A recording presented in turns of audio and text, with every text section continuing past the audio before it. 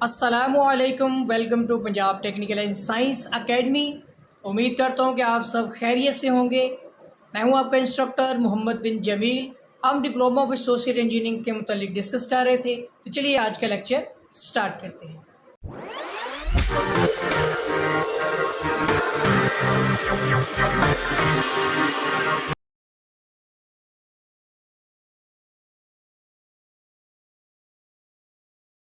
Engineering mechanics Civil 263, Chapter number 2, Moment of Inertia.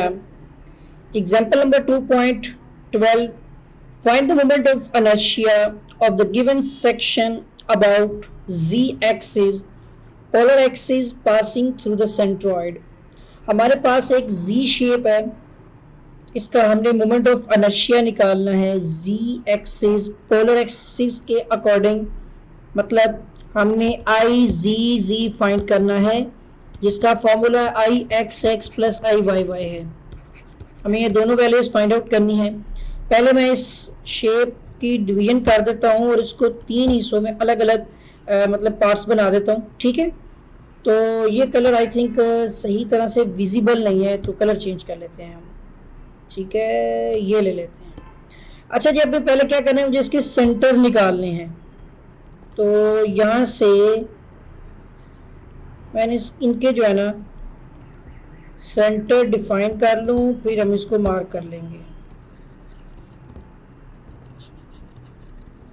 लें जी, ये कुछ वैल्यूज बन गई। ये हमारी फिगर 1 हो जाएगी, ये फिगर नंबर 2 हो जाएगी और ये हमारी हो जाएगी फिगर नंबर 3। ठीक है, तीनों फिगर्स आ चुकी हैं। यहाँ पर एक चीज लिखी गई है सेंट्रॉइड, तो ये बिल्कुल सेंटर में आ रहा है। तो मैं 2-3 एक्सिस यहाँ पर देखने हैं सेंटर के। तो सेंटर आप देख सकते हैं कि हॉरिजॉन्टल अगर इस शेप को सेंटर किया जाए तो डॉटेड में लगा लेते हैं ताकि अंडरस्टैंड हो जाए। ये देखिएगा, एक ये लाइन सेंटर की आ गई जो एक्स एक्सिस में है। दोबारा से लगाते हैं क्योंकि तिरछी हो गई है, तिरछी हो गई है। और वीडियो को लाइक ज़रूर कर दीजिए, करे काफ़ी मेहनत होती है इसके अंदर। ठीक है, अच्छा जी, ये आ गई जो लाइन, ये आपकी आ गई एक्स एक्सिस की। और जो लाइन आपकी वर्टिकली होगी सेंटर से, जो मतलब के पास करेगी, वो आपकी होगी वाई एक्सिस की लाइन। तो इस वजह से अब ये सेंटर मिला हुआ है। हमें एक्स बार वाई बार मालूम नहीं करना, दोनों तरफ से पार्ट्स अगर देखा जाए तो इक्वल हैं। ठीक है ना, दोनों तरफ से इक्वलिटी की वजह से हमें इसको सेंटर को यानी कि ना ही एक्स बार मालूम करना ना ही वाई बार, यही हमारे सेंट्रॉइड है। ओके हो गया। अब डाटा लिख लेते हैं। यहाँ पर डाटा में क्या क्या चीज़ें मौजूद हैं देखिएगा। ये जो 4 इंच है, ये हमारे पास सॉरी एरिया लिख दिया है, एरिया तो फाइंड करना है। ये B1 है, ठीक है, और ये H1 है, साथ साथ लिखते जाते हैं। ये B2 है, जो 1 इंच है, ये आपका B2 है। अब ये 5 इंच लिखा हुआ है, ये ओवरऑल है। यहाँ तक हमें सिर्फ वैल्यू चाहिए है, यहाँ से यहाँ तक, यानी H2 की वैल्यू जो होगी वो सिर्फ और सिर्फ यहाँ तक होगी। ठीक हो गया। और ये वैल्यू निकालने के लिए H1 माइनस कर देंगे तो ये हो जाएगी यहाँ पर 4। ठीक है ना, यानी 5 माइनस 1, तो ये हो जाएगी 4 इंच ये आ गई। उसके बाद आप देखिएगा यहाँ पर भी प्रॉब्लम है। जो ये ऊपर हमारे पास वैल्यू लिखी हुई है ना, ये बिल्कुल ठीक है, क्योंकि यहाँ पर देखिएगा, ये अगर मैं इसके सेंटर यहाँ से काट देता हूँ, वो बाकी येलो कलर विजिबल नहीं था। ये 4 है, ये 1 है, ये भी क्लियर है। ये मतलब ऊपर देखिएगा, ये B3, ये 4 है, और ये जो 1 इंच है ये H3 है। ठीक है ना, तीनों वैल्यूज आ गई। अब मैं यहाँ पे मेंशन करने वाला हूँ कि हमारा जो B1 है वो कितना है, 4 इंच। 4 लिखे, आगे IN करके लिख दें इंच। ठीक है, तो मैं वैसे आपको एक और तरीका कार है, अगर आप अंडरस्टैंड करते हैं कि इसको 4 इंच बोलते हैं। ठीक है, B1 4 इंच है, B2 आपका जो है वो 1 इंच है। ठीक है, और जो B3 है वो आपका, वो भी आपके पास यहाँ पर देखिएगा, सॉरी ये H3 है, ये B3 वो आपके पास कितना है, 4 इंच है। इसी तरह H3 में देखते हैं, H1 में, सॉरी क्या हो गया मुझे, 1 इंच। ठीक है, जो H2 है वो हमारा है 4 इंच, ठीक हो गया। और जो हमारा H3 है वो भी 1 इंच है, ये देखिए, ठीक है, 1 इंच, मतलब ये इंचेस में आ गए। अब आपको जब एरिया में लिखना है ना तो उसको बस IN कर लें, क्योंकि उस वक्त फिर इंच का स्क्वायर नहीं लिखा जा सकेगा। सिंगल इंच तो लिख दिया हमने, स्क्वायर क्या करेंगे फिर, या तो IN लिख देंगे, 2-3 चीजें होती है ना। एरिया 1 आपका निकलेगा B1 मल्टीप्लाई बाय H1, मतलब 4 इंच मल्टीप्लाई बाय 1 इंच, तो आ जाएगा 4, इस तरह से लिखे इंच का स्क्वायर, ठीक है। इसी तरह एरिया 2 निकालना है तो B2 multiply by H2, B2 की वैल्यू कितनी है 1, H2 की 4, ये भी आ जाएगा 4 इंच का स्क्वायर। फिर आ जाएगा एरिया 3, उसमें आ जाएगा B3 मल्टीप्लाई बाय H3, ठीक है, ये 2 था। अच्छा जी, B3 की वैल्यू कितनी है 4, H3 की 1, ये भी आ जाएगा 4 इंच का स्क्वायर, ठीक हो गया जी। तीनों वैल्यूज हमने मालूम कर ली हुई हैं। अच्छा, अब यहाँ पे ना ही एक्स बार निकालना है ना ही वाई बार निकालना है, सेंटर बिल्कुल मौजूद है। हाँ, बट आपको यहाँ पर के भी निकालना है और आर भी निकालना है। कुछ जगह पर के 0 होना है, कुछ जगह पर आर 0 होना है, और वो जीरो जो वैल्यू होंगी जहाँ जहाँ पर ये आएंगी वो अब हमने फाइंड कर लेनी है। मैं अब आपको बताना चाह रहा हूँ कि आपने ये ग्रीन वाली लाइंस को फोकस करना है, क्योंकि ये ही हमारे बार्स हैं, एक्स बार और वाई बार, ठीक है। ग्रीन लाइन से लेकर नीचे इस पॉइंट तक, यहाँ से नीचे तक का ये डिस्टेंस जो है ये मतलब वाई बार में कंसिडर होता है और दूसरी तरफ से एक्स बार में। अच्छा, अब यहाँ पर देखते हैं, हमने वैल्यूज ही निकालनी है सिंपल मेथड से। हमें H1 K1 उसको नहीं देखना, बस आप वैल्यूज फाइंड करेंगे, जैसे X1 Y1 निकालते हैं वैसे ही। अच्छा, अब यहाँ पे देखिएगा, बट ये होगी कहाँ से, ये बस थोड़ा सा डिफरेंस होगा, ये सेंटर लाइन से होगी, ठीक है। अच्छा, मैं कलर चूज कर लेता हूँ यहाँ पर ब्लू, ये नहीं चूज किया हुआ ना, इसलिए पहले आप निकालने वाले हैं K1। वैल्यू कैसे निकलेगी, अगर ये फिगर 1 है ना, इस फिगर 1 का सेंटर लेना पड़ेगा और इस ग्रीन लाइन से फिगर 1 तक का जो फासला होगा ये हमारा क्या कहलाएगा, ये हमारा होगा K1, ठीक है। अब K2 कहां पे है, देखिए K2 इसी पॉइंट पर मौजूद है, यहां से यहां पे दरमियान में K2 है, वो आपका क्या होने वाला है 0, ठीक है। इसी तरह K3 आपने इसी ग्रीन लाइन से इस फिगर का लेंगे आप सेंटर, और यहां से इस ग्रीन लाइन तक का डिस्टेंस आपका कहलाएगा K3। K वाली जो वैल्यूज हमने पूरी मुकम्मल कर ली हैं, अंडरस्टैंड भी हो गई हैं, ठीक है ना। K की वैल्यूज अब लिख भी लेते हैं। K1 की वैल्यू कितनी होगी फिर, अब देखें यहां से पहले आपको एक्स बार वाई बार दोनों डिफाइन कर लेने चाहिए थे, ठीक है ना, दोनों वैसे डिफाइन है ऑलरेडी, सेंटर है, अगर ये टोटल आप कर लेते हैं तो सेंटर वैल्यू ही मिलनी है। लेकिन दूसरा भी तरीका मौजूद है, दूसरा तरीका ये है कि अगर आप यहां से यहां तक का डिस्टेंस कवर कर लें, अगर ये यहां से यहां तक 4 है, ये देखें, तो इसका हाफ कितना हो जाएगा 2, तो वो आपने उस 2 के अंदर ऐड कर लेना है H1 का हाफ, ठीक है।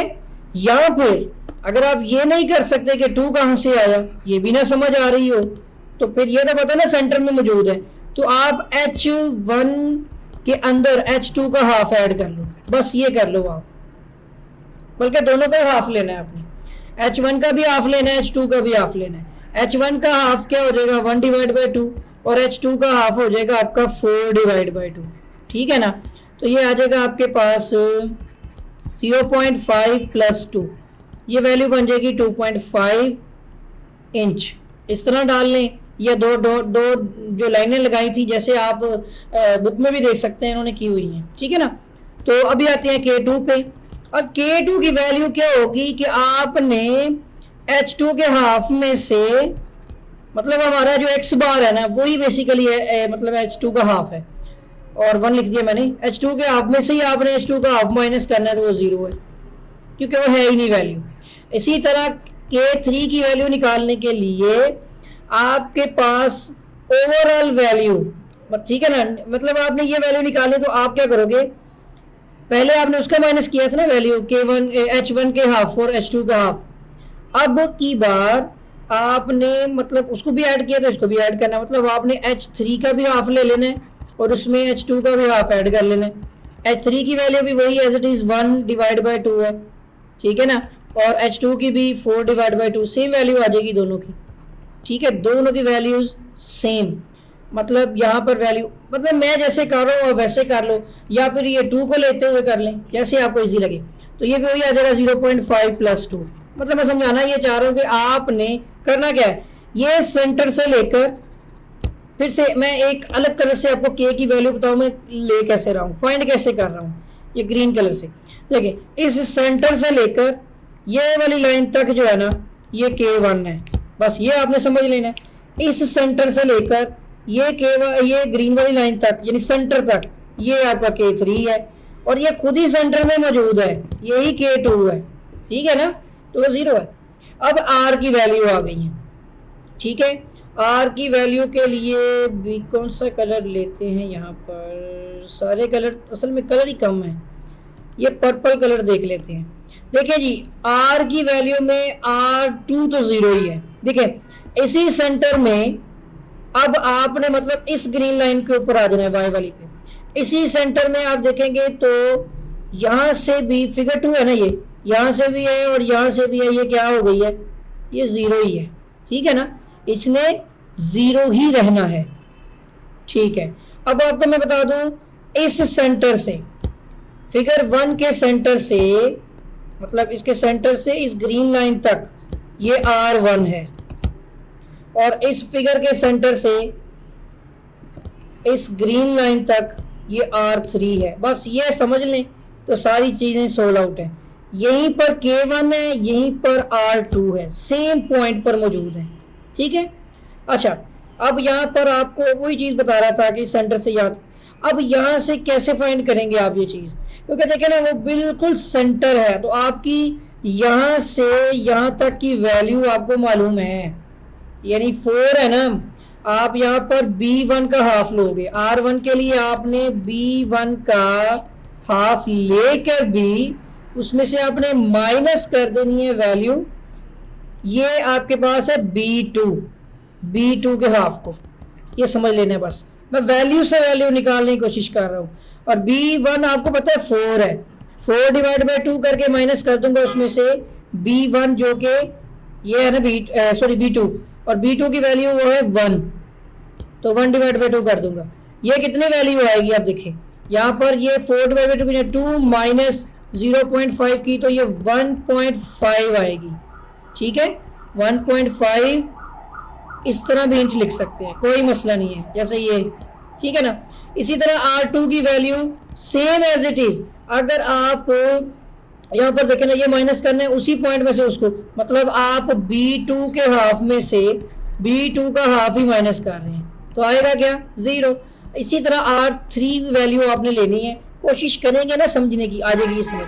ये वाला पॉइंट देखें, इस पॉइंट से आपने ये सेंटर तक यहाँ तक आना है, तो आप क्या करोगे, ये टोटल 4 जो आ रहा है B3, आप B3 का हाफ लोगे तो आप इतने हिस्से तक आ जाओगे, यानी यहाँ से यहाँ तक आ जाओगे, उसमें से आप ये B2 का हाफ माइनस कर दो, मतलब आप B2 का भी हाफ ही ले रहे हैं ना, तो ये माइनस किया है, तो ये हमारे पास क्या हो जाएगा कि B3 की वैल्यू भी 4 है डिवाइड बाई 2 माइनस, और B2 वही एज इट इज, और ये आपकी वैल्यू आ जाएगी इसकी 4 डिवाइड बाई 2 आ गया, माइनस 0.5 किया तो 1.5 आ जाएगी इंचेस में, ठीक है। हमें सारी वैल्यूज मिल चुकी हुई हैं, बस हमने अब क्या करना है, फार्मूलाज लिखने और उनमें वैल्यूज पुट करनी है, ठीक है ना।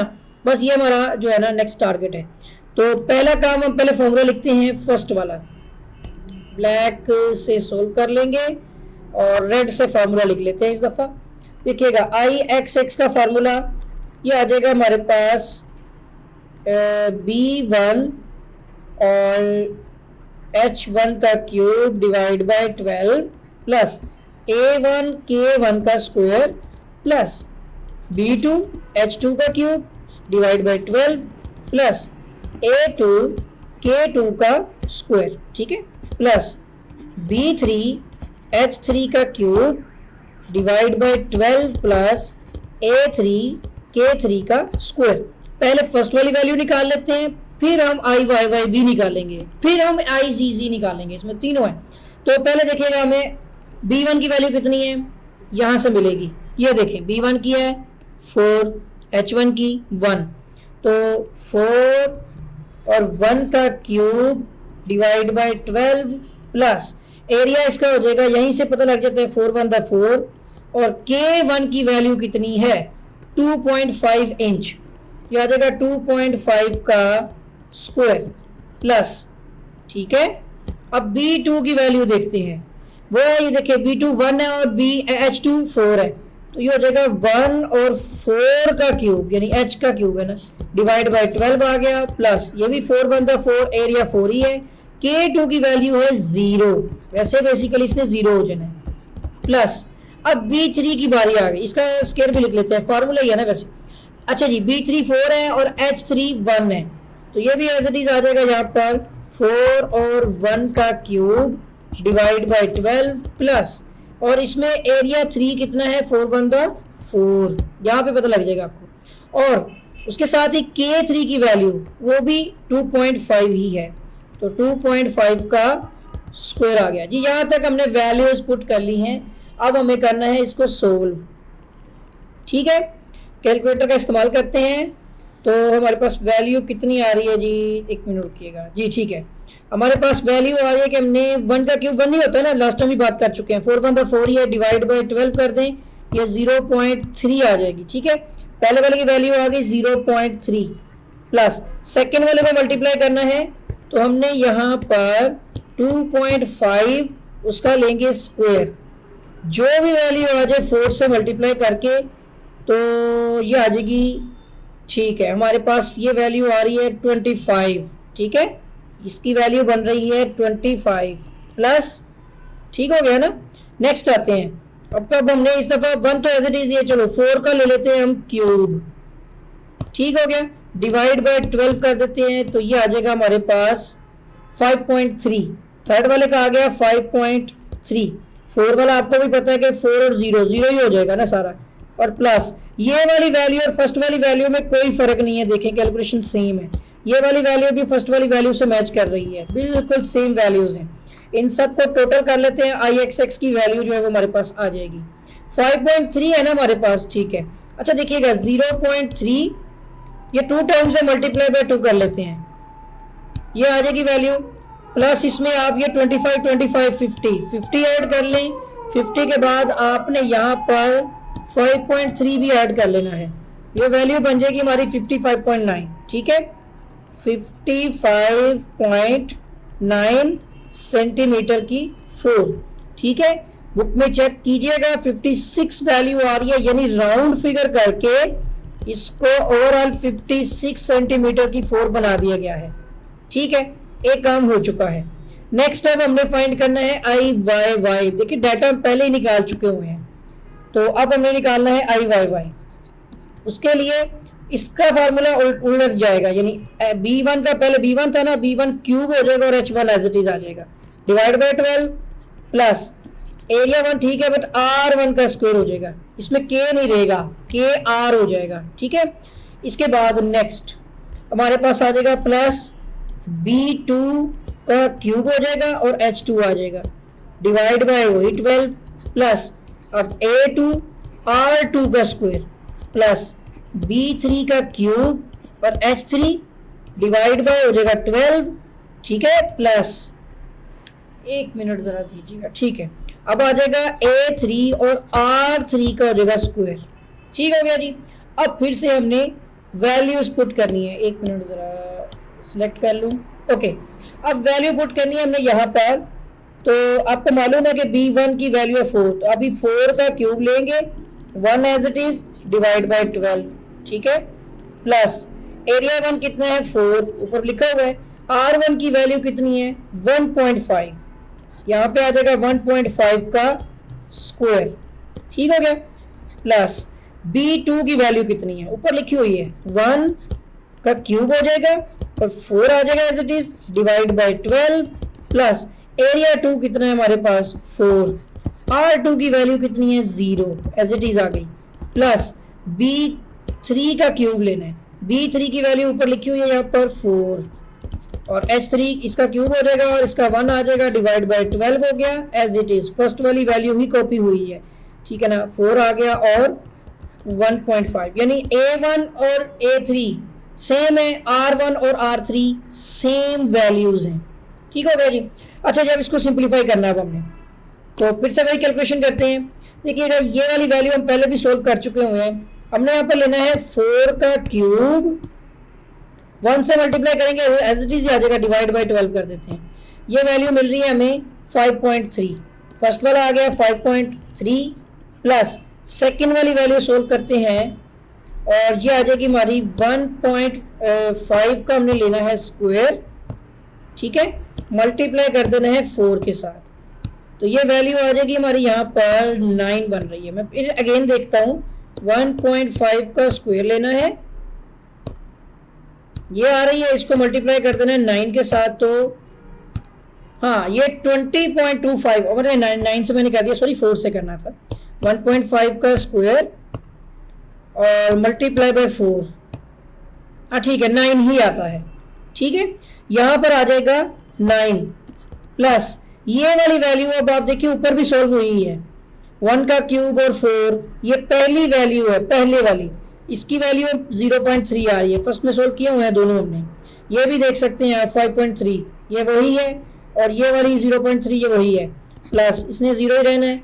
ये वाली वैल्यू जो है 4 का क्यूब डिवाइड बाय 12, ये वाली वैल्यू भी पहले हम सोल्व कर चुके हुए हैं, फर्स्ट में की है अभी, तो 5.3 एज इट इज आ गई, लास्ट वाली वैल्यू भी अगेन रिपीट हो रही है, सेकेंड वाली वैल्यू लास्ट सेम है, ठीक है। इसको अब जो है ना सिंप्लीफाई कर लेते हैं, मतलब कैलकुलेशन की हुई है ऑलरेडी, लेकिन अब हमने इसको सोल्व कर लेना है। पहले देखिएगा 5.3 2 टाइम्स है ना, मल्टीप्लाई बाय 2 कर देते हैं, ओके। उसमें हमने 9 और 9 कितने हो गए 18, यानी 9 टू द 18 वही सेम चीज, तो 18 भी ऐड कर लिया, साथ हमारे पास एक वैल्यू है 0.3 वो 1 टाइम है, ओके। हमारे पास इसकी वैल्यू आती है 191.1 आ रही है, ठीक है। अब पता नहीं सही है कि गलत है, मुझे लग रहा है कुछ गड़बड़ है इसके अंदर, इतनी ज़्यादा वैल्यू आ सकती है भला, देखिए नहीं आ सकती, गलती कहाँ पे हुई है अब दोबारा देखना पड़ेगा। 5.23 सॉरी, इसको मल्टीप्लाई कर देना है 2 के साथ, ठीक हो गया, ये वैल्यू बन गई 10 पॉइंट समथिंग, 9 और 9 टू द 18 हो गया ना, प्लस 18 ऐड करते हैं ना, शायद 180 ऐड कर दिया हो, इतना आ गया, इसमें आपने ऐड करना है 0.3, तो वाकई हमारी वैल्यू ज़्यादा लिखी जा रही थी, ये 28.9 है, ये आती है 28.9 सेंटीमीटर की 4, जो कि बुक के मुताबिक 29 कर दी गई है, वो पॉइंट भी खत्म कर दिए हैं, ठीक है ना, डेसिमल प्लेसेस रिमूव हो गए हैं, तो अब आपके पास दोनों वैल्यूज आ गई हैं। अब लास्ट वर्क हमारा जो है कि हमने मोमेंट ऑफ इनर्शिया में आई जी फाइंड करना है, जी दूसरा वाला लिख देते हैं, ठीक है, आई जी फाइंड करना है, जिसका फॉर्मूला होगा आई एक्स एक्स और आई वाई वाई की वैल्यूज ऐड कर लो, ठीक है। अब हम क्या करते हैं, दोनों की वैल्यूज ऐड कर लेंगे, आई एक्स एक्स की वैल्यू है ये पहले वाली 56, आई वाई वाई की वैल्यू है 29, इन दोनों को जब ऐड कर लेंगे तो हमारा आंसर आ जाएगा, मतलब मैं अब क्या करता हूँ 56, ठीक है, प्लस कर लेता हूँ इसमें 29, तो मेरा आंसर आ जाएगा 85, तो 85 इंच की पावर 4 में आई जी आएगा, ठीक है। और यहाँ पर मैं जो मिस्टेक करता जा रहा हूँ, मुझे किसी ने बताया नहीं है, ये सेंटीमीटर नहीं है, यही तो मिस्टेक है मेरी यूनिट में। अगर यूनिट में कुछ भी हो जाए, मतलब आप यूनिट तो समझते ही है ना, बल्कि मैं पहले वाले में यूनिट लगाता ही नहीं, यहाँ पे लगा देता हूँ, ये इंच की पावर 4 है, ठीक है। देखिए जो भी गलती होती है ना मेरी यहाँ पर, मैं कोशिश पूरी कर रहा होता हूँ कि न्यूमेरिकल के दौरान में ही आपको वो बता दी जाए। तो ये हमारा आंसर आ चुका हुआ है। हमने जो अभी एग्जाम्पल डिस्कस की है वो हमारे चैप्टर नंबर 2 जो है ना, इसकी एग्जाम्पल नंबर है 2.12, ठीक है, 12वीं एग्जाम्पल है। तो वीडियो को लाइक और शेयर भी करें, इतना ही ना करें, सिर्फ आप देखते हैं, फ़ायदा हासिल कर लेते हैं। अगर हासिल होता भी है, अगर आपको कोई लगता है मेरे मेथड में कोई मतलब प्रॉब्लम आ रही है, कोई मतलब समझ नहीं आती किसी चीज़ की, तो आप मुझे कमेंट कर दें, ठीक है ना। नेगेटिव कमेंट ना करें, आपकी मेहरबानी होगी, आप कोई अच्छे रिमार्क्स भी दें वीडियो आपको अगर अच्छी लगती है तो, ठीक है। और इसके साथ ही अगर आप कोई और मतलब न्यूमेरिकल सोल्व समझ नहीं आ रहा है तो वो भी मुझे कमेंट में बता दें। तो उम्मीद करता हूँ कि आपको वीडियो अच्छी लगी होगी, और अगर अभी तक आपने मेरा चैनल सब्सक्राइब नहीं किया है तो चैनल को सब्सक्राइब कर लें और बेल आइकन पर क्लिक कर लें, ताकि आपको नई वीडियोस नई अपडेट्स जो हैं वो बर वक्त और बआसानी मिलती रहें। आपके साथ फिर मुलाकात होगी एक नई वीडियो में एक नए लेक्चर के साथ। तब तक के लिए अल्लाह हाफिज़।